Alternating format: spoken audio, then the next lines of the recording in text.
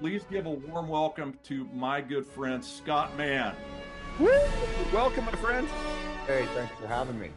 What's Thanks, man. up, Scott? Good to see you.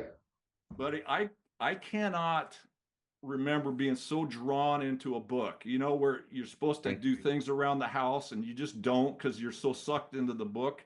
Right. That was this book for me. Thank you. I Thank finally understand. I've known you for a while, but I finally understand what you mean by rooftop leadership, you. Yeah. right?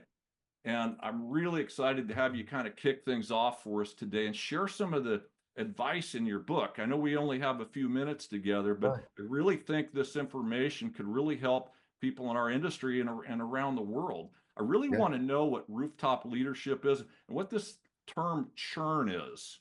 That you, Okay. So what yeah. I thought I might do, Dave and Ryan, is take, I'm a storyteller, is just take a few minutes and go outside of your industry for a second and tell a story that I think will summarize all of this and bring it home. Is that, and then at the end, if there's anything on what this book and this process is about, I'll throw it back to you guys. Is that cool? I love it, man. So I remember in a tiny village in Sarawak, Afghanistan in the spring of 2005. And I was thinking to myself, we're definitely going to get attacked tonight. To the point that I actually said it to a senior special operations NCO. And I was a young officer at the time. And you could hear the radio chatter. Darkness was settling in. And you could tell something bad was going to go down. And he said, "Sir, you may absolutely be right. But you know what? Nobody's coming. It's just us. But we've got a pretty damn good team, and I think we're going to be fine." And that always stuck with me, and it turned out that deployment after deployment like that, I would see that.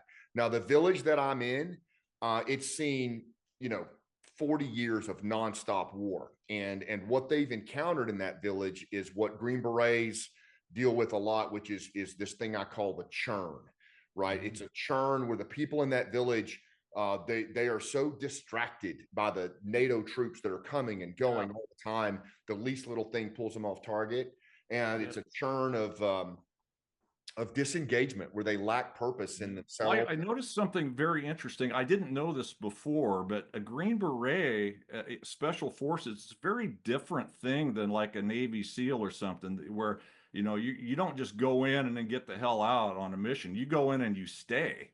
Yeah, I mean, First of all, Navy SEALs have way better hair than we do. Uh, Navy SEALs are some of the best in the world at coming in and they take a target down and then they come off the target very, very quickly. Yeah. Whereas Green Berets, what they do is they work by, with, and through indigenous people to help them stand up on their own. And most of the time, they're inserted into these places where it is just infested with what I call the churn. It's this set of social conditions where people are so distracted, disengaged, and distrustful that it's very difficult to move them to action. And that's absolutely right. So what Green Berets do is they work by, with, and through. They build relationships. They establish rapport. They're storytellers. Now they're lethal. I tell people that a modern day Green Beret is kind of a combination of John Wick, Lawrence of Arabia, and the Verizon guy. And the Verizon guy. Yeah, they're relationship based connectors, but they just happen to be lethal. And so to get through special forces, man, it's like an 18-month pipeline, and you learn everything from advanced combatives to subversion and sabotage. But you also immerse in language training, cultural immersion, advanced negotiations, and ultimately, what happens is when you go into these dusty villages, the villagers don't even want you there in the beginning, but what you have to do is you have to build enough rapport. But also when the attacks come at night, this little team, they'll run up on the roof and they'll fight on the rooftop while everybody else is hiding down below.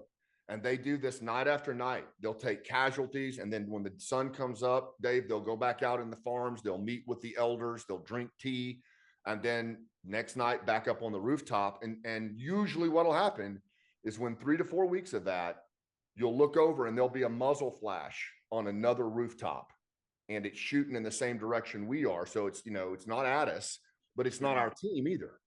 And it's usually one farmer who's made a decision to go up on his roof and defend his home. And then from that becomes like a tipping point. And, over the next few weeks, muzzle flash after muzzle flash will show up on those rooftops until eventually everyone is collectively putting fire into the attack, putting it back before it ever even started. And it's what they were always designed to do. It's just they had to work through that fear.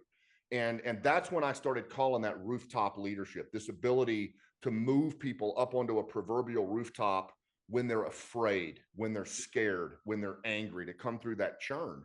And most of it, it's two things. One, it's unmatched interpersonal skills. And I don't mean instinct, I'm talking about skill, really treating it, connecting like your life depends on it. And two, it's modeling what right looks like as a leader when it's scary and nobody's following you. This really is the epitome of leading by example, isn't it? It really is. But I think also, there was a time for most of us, right? As parents, as coaches, as business owners, we could just trust our instincts. We could trust our instincts to move us through. But what I would submit to everybody here, I got out of the military 12 years ago. I've spent my entire adult life looking at the social conditions and what makes humans take actions, what I call the human operating system. And what I will tell you is that churn that we dealt with multiple times in places like Afghanistan, it is here. It is in the modern world. It is in civilized society. We are dealing with a churn. I mean, just look around right now. Look at how distracted people are. Like the average attention span of an adult in the West is 8 seconds. That's 1 second less than a goldfish. Less than a goldfish. Yeah. I mean, the levels of disengagement on average, Gallup says that 85% of employees and managers are disengaged at work. That means they lack purpose and they lack meaning.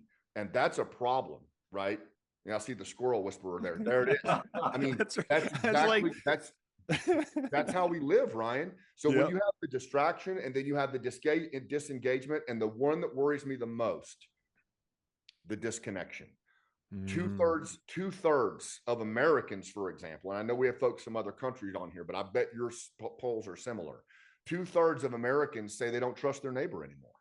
So if you take that at a baseline level, and then you apply that to the industry that you all are in, where people are already in a heightened emotional state, you're going to have a challenge with this churn. And so that's why I love the whole positivity approach, because it is a mindset. It is the demonstration of one's agency in the face of churn. Just like that senior sergeant said to me, well, sir, you may be right, but hey, nobody's coming, right? So it's up to us. We have to demonstrate our own agency. And the way we do that, I believe, is we have to recognize, one, that the churn is real. This is a novel set of conditions we've never seen before. So what got you here ain't going to get you there. You got to train. Number two, nobody's coming. For most of the things that are kicking our butt in life, if we think that somebody's going to come riding over the hill on a white horse and save us, we're deluded. It's not going to happen. And the sooner we just come to terms with that, the better, because there's actually freedom in it. And number three, connect. Human connection is at the heart of everything. The oldest form of capital in the world is social capital. Tangible and intangible linkages between you and the other party. That's actually what gets you through a crisis. It's what gets you through COVID. It's what allows you to help your teenager when she's been bullied on Instagram. Human connection is where it's at. And the last thing I'll say, and I talk a lot about it, nobody's coming to save you. You build trust, you build social capital when risk is low, and you leverage it when the stakes are high. Nowadays, in the churn, everybody's trying to build this in a crisis, and you cannot do it. You cannot build trust in a crisis. You can react and you'll come together, but you can't build the level of trust. You build that when risk is low, like those Green Berets would do. They would come down off the attack. They were tired as hell, but they'd go out into the fields and they'd work with the locals. They'd sit down and drink tea. They'd ask thoughtful, open-ended questions, and they would build rapport when nobody was looking. And that's what caused people to eventually go up on those rooftops, was the relationship portfolio they built when risk was low. And I'm telling you, what works in life and death works in life and business. We're all wired the same way. It doesn't matter what our culture is, our context. The reality is we are pretty much just well-dressed Neanderthals, and we're just as primal as we've always been. And what my book's Some of about us are a little further behind than others, right, Ryan? I would say, me being from Western North Carolina, I'm probably at the bottom of the stack. I've But got scraped knuckles. I'm a knuckle dragger. So, but it's, it's true. How we navigate the world is very primal. And that's what my book's about. It's about understanding that meaning and emotion and social connection and storytelling and struggle are the 5 lenses and levers that we need as leaders, parents, and coaches, business owners, to navigate this churn. And if you put those into play, you're going to have a competitive edge. I love it. I think, one of the things that's coming to mind as we only have a couple minutes left is, for those on the call with us, where do they pick up one of your books? Yeah, you can get it on Amazon, obviously. It's available there. Also, anywhere any bookstore should have it. Also, scottmann.com. If you have trouble finding it, go to scottmann.com, and we've got the book there, as well as all my TED Talks, my training events, our nonprofit work, all of it. And you can connect with me there as well. So my last little question around that is, what took you from being out in the military, in the field, to actually wanting to sit down and write out a book to help people? What was the antecedent that caused that? I think it was because I had a very, very tough transition from the military. It got very dark for me. I almost took my own life. And the reason that I almost did was because I came home to a country that was as divided as any country I'd ever fought in. And as Sebastian Younger said in his book, Tribe, most Green Berets and combat veterans are willing to die for their country. They just don't know how to live for it. And it's hard to know how to live for a country that's tearing itself apart along every imaginable line, from race to politics to religion. And that really took me for a spiral. I thought, man, everything we fought for over there so we could tear each other apart here at home. And I realized that I had the ability. I've been working in the churn my whole life, and I know how to navigate it. I know how to teach storytelling and meaning. And once I realized that and recognized that I had relevance here at home, that's when I decided to do it on every platform I could. It's amazing. Scott learned to tell his story, and he's used story to help so many returning veterans. It's emotional for me just seeing some of the work that he's done. That I think the number is 22 or 23 military people commit suicide every day in this country. Yeah, more than that, actually. But yeah, the storytelling's a way to bring them back. And frankly, everybody on here should strive to be the storyteller in chief of their business. Yeah. Incredible work. You got it, guys. Go on scottmann.com and check out the work that this guy's done. Get Nobody's Coming to Save You. It's an ominous title, but it's like Scott said, this is freeing, right? When you can take personal responsibility and become the leader you wish you had, things can change very positively for you. Scott, thank you so much, my friend. Everybody give it up for Scott Mann. Thank you. Woo!